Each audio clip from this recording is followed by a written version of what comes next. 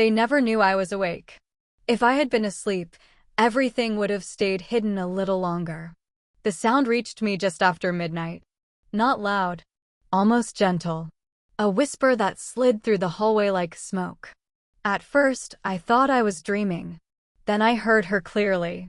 Tomorrow we'll move her out. Not talk to her. Not ask her. Just move her out. I sat up in bed, heart pounding, hands pressed against my knees. My room was dark except for the thin strip of light under the door. I didn't breathe. I didn't move. My suitcase stood half open near the dresser, like it had been waiting for permission. 2 months earlier, I had sold my small cottage. After my hip surgery, the stairs became too painful, and my son Daniel insisted I move in with him and his wife, Laura. "You'll be safe here, Mom," he said. "We'll take care of you." I believed him. I transferred the money from the house sale into his account because he said it would be easier for him to manage it for me. I didn't ask questions. I didn't want to seem ungrateful. Mothers are taught to trust, not to doubt. But love is not measured in words. It lives in the quiet details, whether someone waits when you walk slowly, whether they refill your tea, whether they look up when you speak. At their table, I felt invisible. Laura checked her phone whenever I tried to talk. Daniel avoided my eyes. Dinner was silent except for the clinking of cutlery and the sound of the television in the next room. That night, I heard everything. "She's getting worse," Laura whispered. She asked about the money again. "We'll handle it tomorrow." Quietly. There was no protest. No shock. No, she's my mother. Only silence. I stood up slowly and locked my door. My hands were shaking, but my mind was clear. I pulled the suitcase from under the bed and began to pack. My blue cardigan. My papers. My passport. My medical file. And the envelope I had found a week earlier in Daniel's drawer, my name typed neatly on the front. The clock read 12:41 a.m. I didn't cry. I wasn't running. I was leaving before they decided for me. Outside, the street was quiet. Perfect lawns. Bright windows. A place I had never truly belonged. I walked barefoot to the bus stop, shoes in my hand, heart racing. The motel room smelled of bleach and old carpet. A faint hum from the fridge was the only sound besides my own breathing. The kind of place people pass through when they're running from something, or maybe toward themselves. I sat on the edge of the bed, the envelope I had taken from Daniel's drawer lying in my lap. My hands shook slightly as I opened it. Inside were copies of legal documents, neat and precise, a power of attorney, financial transfers, insurance claims. My name was printed and signed on every page. But it wasn't my handwriting. Not really. Close enough to fool an unsuspecting eye, but wrong in the subtle curves of the letters. Someone had practiced. Someone had forged my life on paper. The dates made my stomach twist. Money I had trusted them with was gone slowly, silently, over months. Small withdrawals here. Large transfers there. Everything funneled into Daniel's investment account. And at the bottom of one page, a chilling note. Patient demonstrates early signs of cognitive decline. I laughed once, quietly. So this was how they framed the story, the narrative they wanted the world to believe. My confusion. My age. My supposed weakness. The whisper in the hallway last night had not been the beginning. It had been the final word in a plan that had been unfolding far longer than I realized. I folded the documents back into the envelope. My hands were steady now. Shock had faded. Fear would come later if it wanted.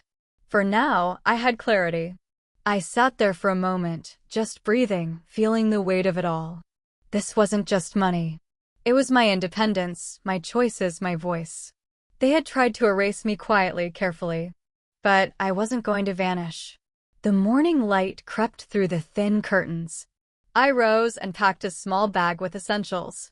I didn't know where I was heading yet, but I knew the first step had to be taken. The bank would come next. I had to see the truth laid bare in the light of accountability, to face the reality that the life I thought I had built for myself was no longer mine to command. I didn't want revenge. I wanted control. I wanted my name back.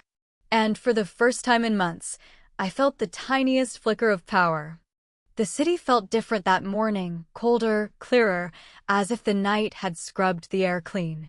I walked into the bank, envelope in hand, feeling every step like a declaration. This was no longer about silence or fear, it was about reclaiming what was mine.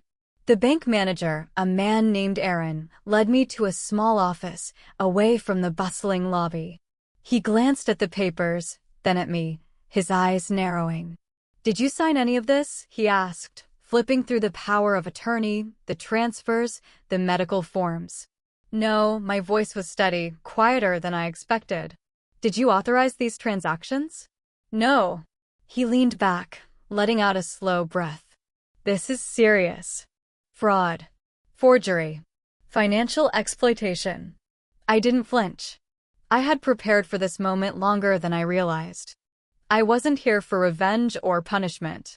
I wanted something far more important, my life back. My choices. My name. "Then I want it stopped," I said. "Everything. Freeze every account. Revoke the power of attorney. Move any remaining funds into a new account, one in my name alone. No shared access." As I left the bank, the streets felt sharper, brighter. The neighborhood I had once felt trapped in now seemed like a landscape I could move through freely. Cars honked. People rushed by, busy in their own lives, unaware of the battles that had raged inside my walls. I felt taller, steadier, as though the air itself was buoying me. The hotel where I had spent the night was gone from my mind. Only this, the sense that, at last, I had taken the first tangible step toward regaining control. No one could decide for me anymore. Not Daniel. Not Laura. Not the forged papers waiting in drawers. I realized in that moment that my fight wasn't against them. It was for me. For the woman who had been brushed aside, ignored, managed like an account. For the woman who deserved to make decisions, to be seen, to exist without apology. I clutched the envelope tightly as I walked back to the sidewalk. Each step was deliberate, a measure of regained power. The silence I had once feared was now a space I could occupy freely. For the first time in months, I felt unshaken. I belonged to myself again, and that was enough. The lawyer's office smelled faintly of polished wood and lavender. The receptionist led me down a quiet hallway to a small room lined with bookshelves. Miss Clark, a woman in her early 40s with sharp gray eyes, extended her hand. "Mrs. Taylor?" she asked. "Aaron said you might need help." I handed her the envelope. She flipped through each page carefully, lips pressed together. When she looked up, her gaze met mine fully. "I'm so sorry. This happens far too often, especially to older adults who trust too easily." I shook my head. I wasn't naive. I was hopeful. "That's different," she said softly. "And it makes you stronger." We sat for hours. She explained the legal implications of the forged power of attorney, the transfers, and the assisted living applications that had been drafted without my consent. Words like fraud, elder abuse, financial exploitation were thrown into the air, but they no longer scared me. They named what had been done. They gave it shape. I told her clearly, I didn't want revenge. I wanted my autonomy. My choices. My life. We revised my will. Reassigned my financial authority to my niece, Clara, a woman I trusted implicitly. Created a living will and medical directives ensuring that no one could make decisions for me without my consent. Miss Clark's pen moved quickly across the forms. Each signature, each initial I placed on the documents felt like reclaiming territory lost long ago. The papers were no longer instruments of deceit. They were shields, barriers, statements. I am mine again. When we finished, she placed the forms neatly into a folder labeled with my name. "Everything will be official by the end of the week," she said. "No one can touch it until then. And if anyone tries, call me immediately." The weight in my chest lifted slightly. For the first time in weeks, I felt the room beneath my feet, steady and real. I wasn't running. I wasn't hiding. I was walking forward slowly, cautiously, but entirely in control. As I left her office, the sunlight hitting the sidewalk felt warmer, softer. It wasn't about victory over Daniel or Laura. It was about victory over fear, over invisibility, over silence. For the first time in months, I could breathe freely, knowing that the next steps were mine to take, not theirs to dictate. My phone vibrated constantly. Daniel. Laura. Again and again. I didn't answer. Their messages were not about me. They were about the inconvenience my actions caused them. Not love. Not worry. Not concern for my safety. Just panic over losing control. Mom, call us. We're worried. Where are you? This is unfair. You can't just disappear. I read them all once, then let the phone rest silently on the counter. Let it ring. Let them feel the absence they had tried to impose on me for so long. I poured a cup of tea and wrapped my hands around it. The warmth seeped into my fingers, into my chest. This silence, once terrifying, now felt like armor. Each unanswered message was a boundary, a declaration. I am no longer theirs to manage. Outside, the world went on. Cars honked. Children laughed in the distance.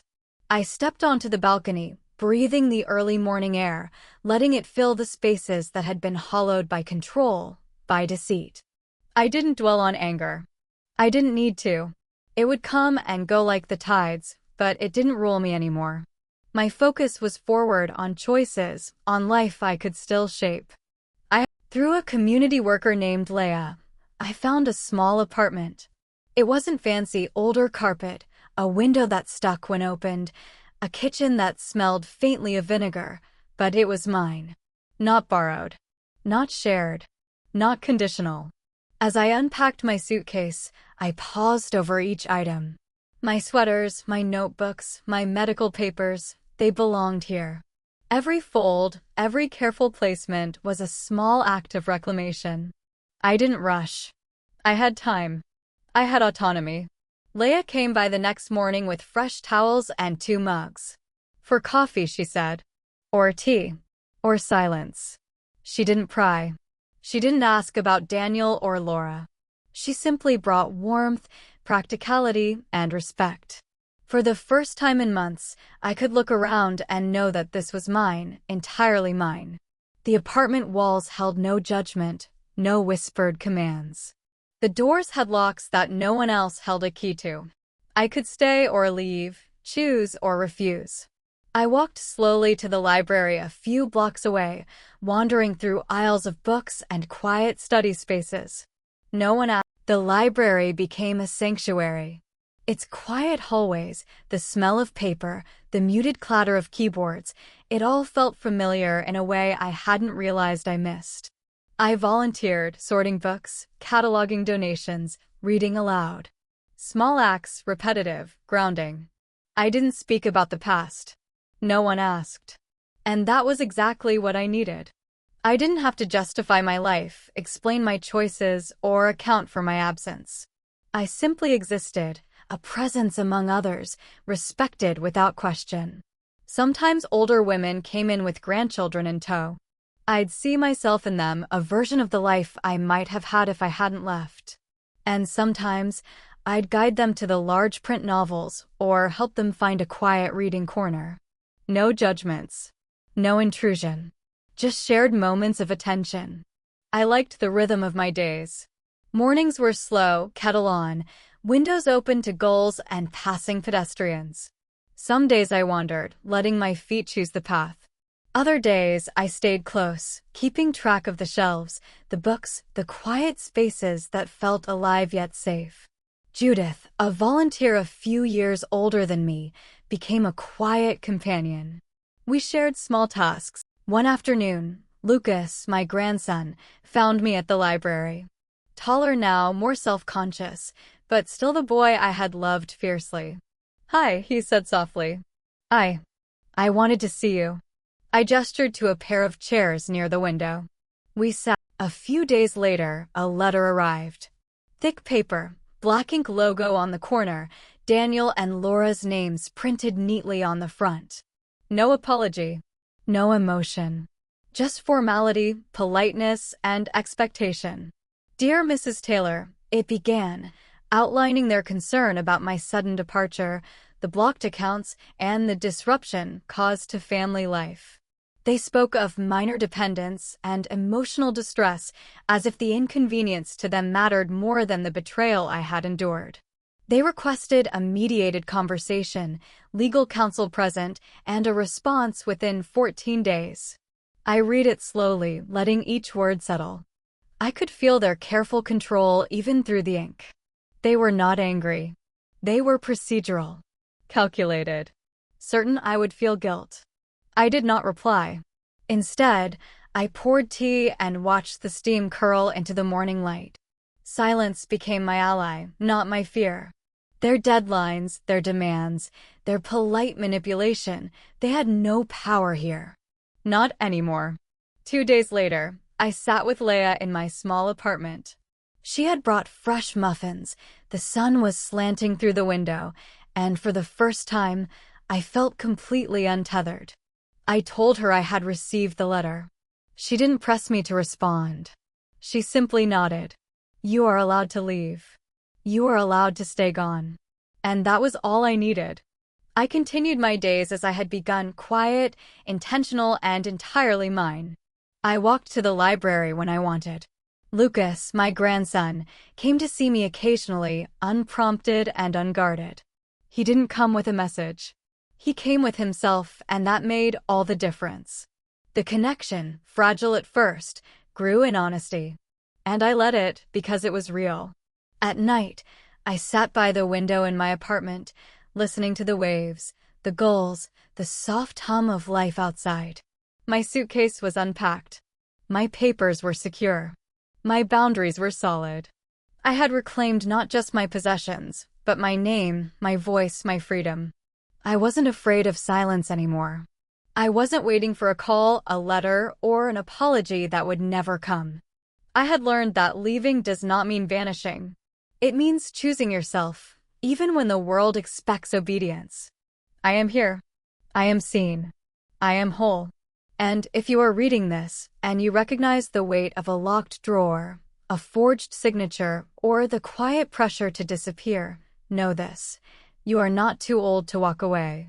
You are not too small to be heard. The door you leave through can remain open for yourself and, sometimes, for those who truly belong.